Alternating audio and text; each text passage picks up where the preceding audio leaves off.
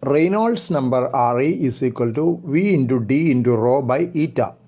V is equal to velocity of bloodstream, D is equal to diameter of the vessel, rho is equal to density of blood, eta is equal to viscosity of blood. When the number is above 2000, flow becomes turbulent. When viscosity eta increases, the number decreases. It may be noted that it is a dimensionless number. It is a ratio of local and convective forces to viscous forces.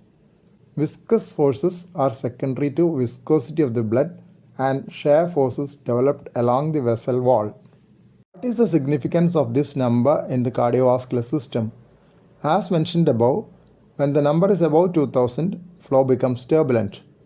Otherwise, the chance of having a murmur or bruit increases. Now we know the parameters which will determine a murmur. Velocity of bloodstream, diameter of the vessel and density of the blood increases the murmur, while viscosity of blood has an inverse relationship. That is why anemia amplifies most murmurs, while polycythemia decreases the murmurs. It has been shown that production of turbulent flow necessary for the production of cardiac murmur is related to the number, ejection flow rates and cardiovascular geometry.